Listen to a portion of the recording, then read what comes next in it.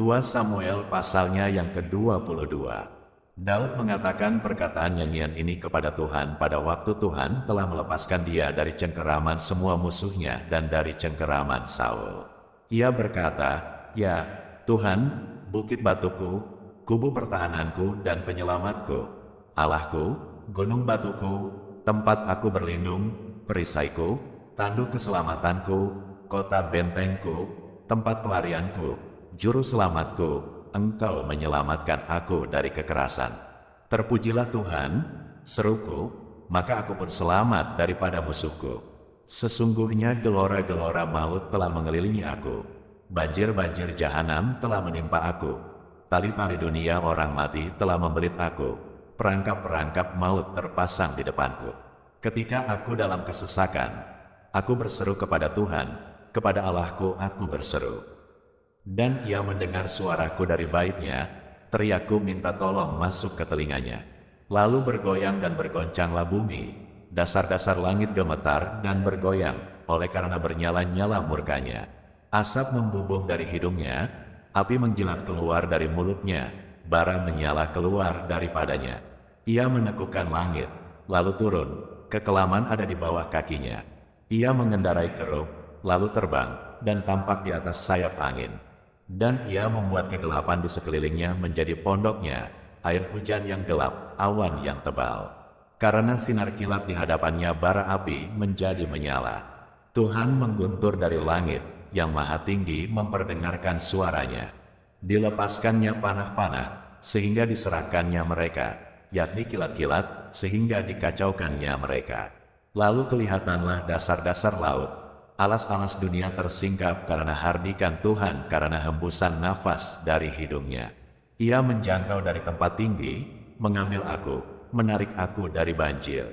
Ia melepaskan aku dari musuhku yang gagah, daripada orang-orang yang membenci aku, karena mereka terlalu kuat bagiku. Mereka menghadang aku pada hari sialku, tetapi Tuhan adalah sandaran bagiku. Ia membawa aku keluar ke tempat lapang, ia menyelamatkan aku, karena ia berkenan kepadaku. Tuhan memperlakukan aku sesuai dengan kebenaranku. Ia membalas kepadaku sesuai dengan kesucian tanganku.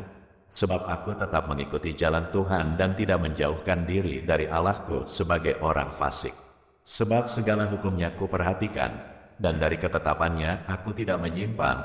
Aku berlaku tidak bercela kepadanya dan menjaga diri terhadap kesalahan. Karena itu Tuhan membalas kepadaku sesuai dengan kebenaranku, sesuai dengan kesucianku di depan matanya. Terhadap orang yang setia engkau berlaku setia, terhadap orang yang tidak bercela engkau berlaku tidak bercela, terhadap orang yang suci engkau berlaku suci, tetapi terhadap orang yang bengkok engkau berlaku belat-belit. Bangsa yang tertindas engkau selamatkan, tetapi matamu melawan orang-orang yang tinggi hati, supaya mereka kau rendahkan. Karena engkaulah pelitaku, ya Tuhan, dan Tuhan menyinari kegelapanku. Karena dengan engkau aku berani menghadapi gerombolan, dengan Allahku aku berani melompati tembok. Adapun Allah, jalannya sempurna, sabda Tuhan itu murni, dia menjadi perisai bagi semua orang yang berlindung padanya. Sebab siapakah Allah selain dari Tuhan, dan siapakah gunung batu selain dari Allah kita? Allah, dialah yang menjadi tempat pengungsianku yang kuat dan membuat jalanku rata, yang membuat kakiku seperti kaki rusa dan membuat aku berdiri di bukit, yang mengajar tanganku berperang, sehingga lenganku dapat melengkungkan busur tembaga.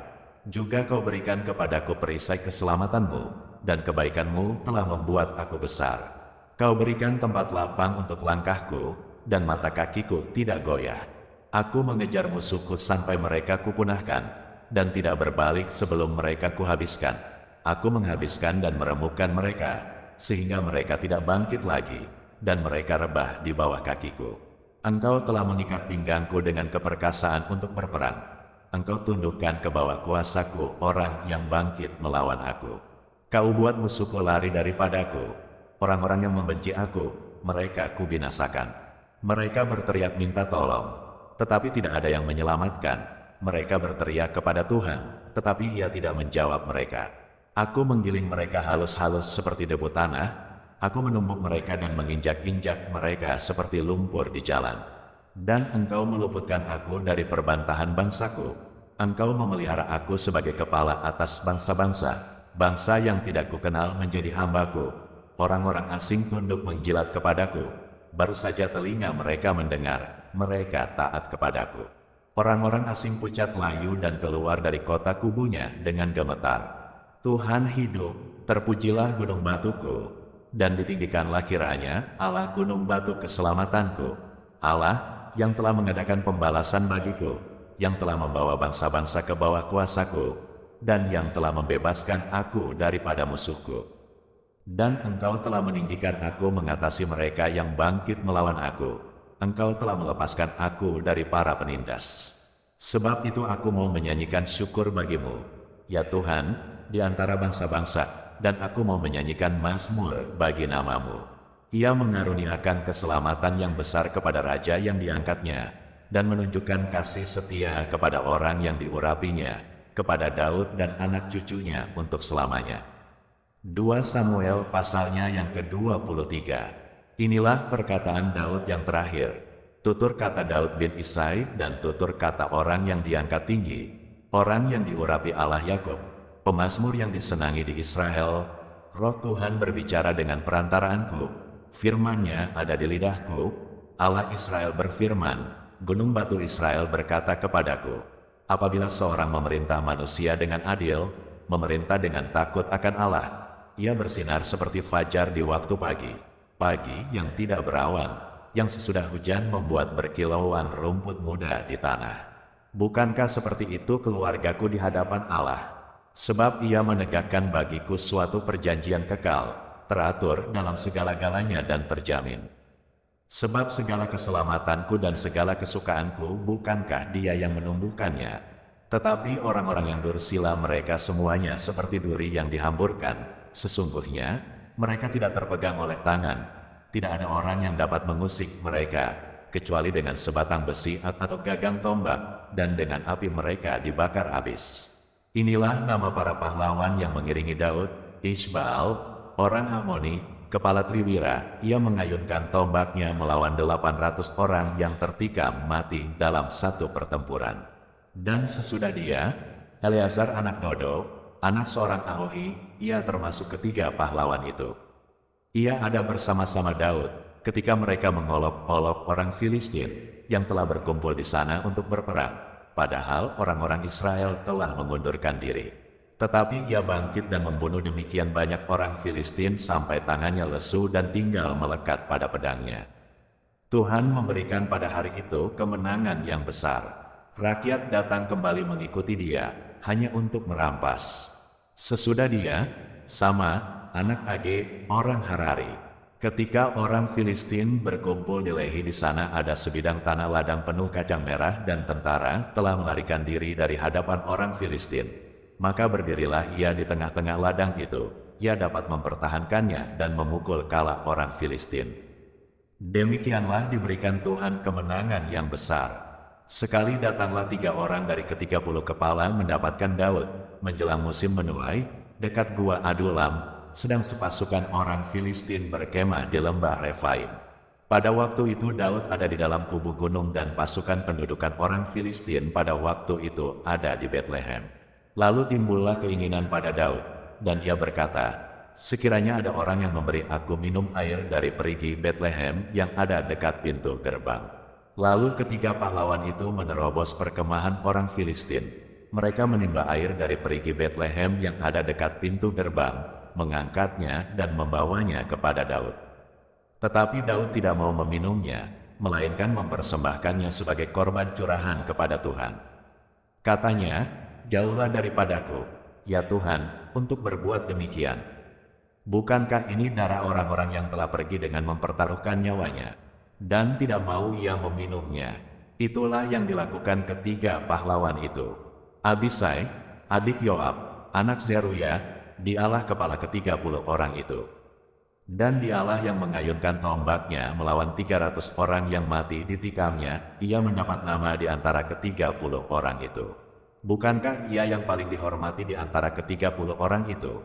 Memang ia menjadi pemimpin mereka, tetapi ia tidak dapat menyamai triwira itu. Selanjutnya Benaya bin Yoyada, anak seorang yang gagah perkasa, yang besar jasanya, yang berasal dari Kabzil. Ia menewaskan kedua pahlawan besar dari Moab. Juga pernah ia turun ke dalam lubang dan membunuh seekor singa pada suatu hari bersalju. Pula ia membunuh seorang Mesir, seorang yang tinggi perawakannya. Di tangan orang Mesir itu ada tombak, tetapi ia mendatanginya dengan tongkat, merampas tombak itu dari tangan orang Mesir itu, lalu membunuh orang itu dengan tombaknya sendiri. Itulah yang diperbuat Benaya bin Yoyada. Ia mendapat nama di antara ke-30 pahlawan itu. Di antara ke-30 orang itu ia paling dihormati, tetapi ia tidak dapat menyamai Triwira. Dan Daud mengangkat dia mengepalai pengawalnya. Asael, saudara Yoab, ada di antara ke-30 orang itu. Selanjutnya Elhanan bin Dodo dari Betlehem, Sama, orang Harod, Elika, orang Harod, Heles, orang Palti, Ira anak Ikes orang Tekoa, Abiezer, orang Anatot, Mebunai, orang Husa, Zalmon, orang Ahohi, Maharai, orang Netofa, Heleb anak Bana orang Netofa, Yitai bin Ribai, dari Gibea orang Benyamin, Benaya, orang Piraton, Hidai dari lembah-lembah Gas, Abialbon, orang Bet Araba, Asmawet, orang Bahurim, Elyahba, orang Salbon, Yashen, orang Buni, Yonatan, anak sama orang Harari, Ahim bin Sarar, orang Harari, Elifelet anak Ahasbai orang Maka, Eliam anak Ahitofel orang Gilo, Hesrai, orang Karmel, Paerai, orang Arbi, Yigal bin Nathan, dari Zoba, Bani, orang Gad, Zelep, orang Amon, Naharai, orang Birot, pembawa senjata Yoab anak Zeruya, Ira, orang Yetri, Gareb, orang Yetri, Uria, orang Het, semuanya 37 orang. 2 Samuel pasalnya yang ke-24. Bangkitlah pula murka Tuhan terhadap orang Israel, ia menghasut Daud melawan mereka. Firman-Nya, pergilah, hitunglah orang Israel dan orang Yehuda. Lalu berkatalah raja kepada Yoab dan para panglima tentara yang bersama-sama dengan dia, jelajahilah segenap suku Israel dari dan sampai Bersyeba, adakanlah pendaftaran di antara rakyat, supaya aku tahu jumlah mereka. Lalu berkatalah Yoab kepada raja, kiranya Tuhan, Allahmu, menambahi rakyat 100 kali lipat daripada yang ada sekarang, dan semoga mata tuanku raja sendiri melihatnya. Tetapi mengapa tuanku raja menghendaki hal ini? Namun titah raja itu terpaksa diikuti oleh Yoab dan oleh para panglima tentara. Maka pergilah Yoab dan panglima-panglima tentara itu atas perintah raja untuk mengadakan pendaftaran di antara bangsa Israel. Mereka menyeberangi sungai Yordan, lalu mulai dari Arur dan dari kota yang terletak di tengah-tengah lembah ke arah Gad dan Yaezer. Kemudian sampailah mereka ke Gilead dan ke Kades di negeri orang Het. Selanjutnya sampailah mereka ke Dandandari dan mengambil jurusan Sidon. Kemudian sampailah mereka ke tempat yang berkubu, Tirus, dan ke segala kota orang Hewi dan orang Kanaan. Akhirnya tibalah mereka di bagian selatan Yehuda, di Bersyeba. Setelah mereka menjelajah seluruh negeri itu, sampailah mereka kembali ke Yerusalem setelah lewat 9 bulan dan 20 hari. Lalu Yoab memberitahukan kepada raja hasil pendaftaran rakyat. Orang Israel ada 800.000 orang perangnya yang dapat memegang pedang, dan orang Yehuda ada 500.000. Tetapi berdebar-debarlah hati Daud setelah ia menghitung rakyat. Lalu berkatalah Daud kepada Tuhan, aku telah sangat berdosa karena melakukan hal ini. Maka sekarang, Tuhan, jauhkanlah kiranya kesalahan hamba-Mu, sebab perbuatanku itu sangat bodoh. Setelah Daud bangun daripada waktu pagi, datanglah firman Tuhan kepada Nabi Gad, pelihat Daud, demikian, pergilah, katakanlah kepada Daud, beginilah firman Tuhan, 3 perkara kuhadapkan kepadamu. Pilihlah salah satu daripadanya, maka aku akan melakukannya kepadamu. Kemudian datanglah Gad kepada Daud, memberitahukan kepadanya dengan berkata kepadanya, akan datangkah menimpa engkau 3 tahun kelaparan di negerimu? Atau maukah engkau melarikan diri 3 bulan lamanya dari hadapan lawanmu, sedang mereka itu mengejar engkau? Atau akan adakah 3 hari penyakit sampar di negerimu? Maka sekarang, pikirkanlah dan timbanglah, jawab apa yang harus kusampaikan kepada yang mengutus aku. Lalu berkatalah Daud kepada Gad, "Sangat susah hatiku. Biarlah kiranya kita jatuh ke dalam tangan Tuhan, sebab besar kasih sayangnya, tetapi janganlah aku jatuh ke dalam tangan manusia." Jadi Tuhan mendatangkan penyakit sampar kepada orang Israel dari pagi hari sampai waktu yang ditetapkan. Maka matilah dari antara bangsa itu, dari dan sampai Bersyeba, 70.000 orang. Ketika malaikat mengacungkan tangannya ke Yerusalem untuk memusnahkannya, maka menyesallah Tuhan karena malapetaka itu, lalu ia berfirman kepada malaikat yang mendatangkan kemusnahan kepada bangsa itu, "Cukup. Turunkanlah sekarang tanganmu itu." Pada waktu itu malaikat Tuhan itu ada dekat tempat pengirikan Arauna, orang Yebus. Dan berkatalah Daud kepada Tuhan, ketika dilihatnya malaikat yang tengah memusnahkan bangsa itu, "Demikian, sesungguhnya, aku telah berdosa, dan aku telah membuat kesalahan. Tetapi domba-domba ini, apakah yang dilakukan mereka? Biarlah kiranya tanganmu menimpa aku dan kaum keluargaku." Pada hari itu datanglah Gad kepada Daud dan berkata kepadanya, "Pergilah, dirikanlah mezbah bagi Tuhan di tempat pengirikan Arauna, orang Yebus itu." Lalu pergilah Daud, sesuai dengan perkataan Gad, seperti yang diperintahkan Tuhan. Ketika Arauna menjenguk dan melihat raja dengan pegawai-pegawainya mendapatkannya, pergilah Arauna keluar, lalu sujud kepada raja dengan mukanya ke tanah. Bertanyalah Arauna, "Mengapa tuanku raja datang kepada hambanya ini?" Jawab Daud, "Untuk membeli tempat pengirikan ini daripadamu dengan maksud mendirikan mezbah bagi Tuhan, supaya tulah ini berhenti menimpa rakyat." Lalu berkatalah Arauna kepada Daud, "Baiklah tuanku raja mengambilnya dan mempersembahkan apa yang dipandangnya baik. Lihatlah, itu ada lembu-lembu untuk korban bakaran, dan eretan-eretan pengirik dan alat perkakas lembu untuk kayu bakar. Semuanya ini, ya raja, diberikan Arauna kepada raja."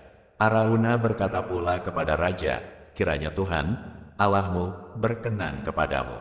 Tetapi berkatalah raja kepada Arauna, "Bukan begitu, melainkan aku mau membelinya daripadamu dengan membayar harganya, sebab aku tidak mau mempersembahkan kepada Tuhan, Allahku, korban bakaran dengan tidak membayar apa-apa." Sesudah itu Daud membeli tempat pengirikan dan lembu-lembu itu dengan harga 50 shikal perak.